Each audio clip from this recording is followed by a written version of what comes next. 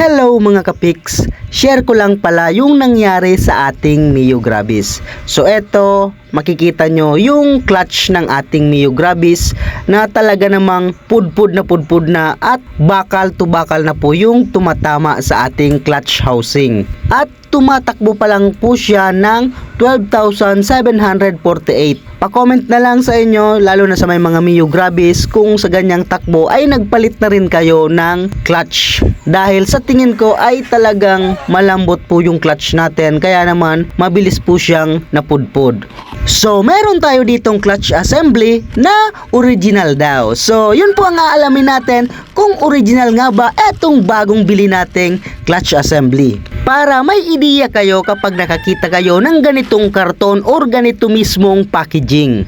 Ayan po siya, makapal naman po yung clutch lining ng ating clutch shoe. Ayan po yung bago natin. Compare po natin dun sa original na pudpud na po talaga. Ayan po siya. Mukhang maganda naman po yung bago natin. Ayan, hawig na hawig naman siya. At kapag isinukat natin dito sa clutch housing, saktong-sakto. At dito, sinubukan ko po yung tension ng ating clutch spring. Ayan. At dito, magkakaalaman na kung talagang original nga ba ito. Dahil dito, pag natanggal ko to, malalaman natin kung talagang kopyang-kopya or talagang pareho po sila.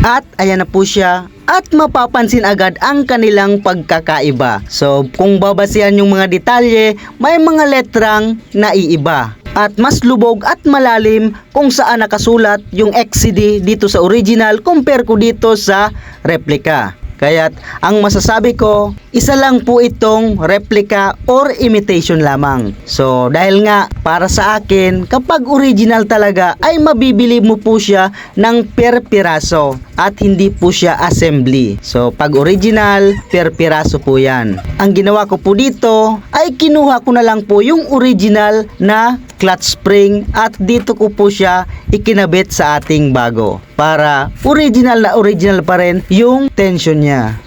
Nabili ko nga pala yan sa halagang 2,300.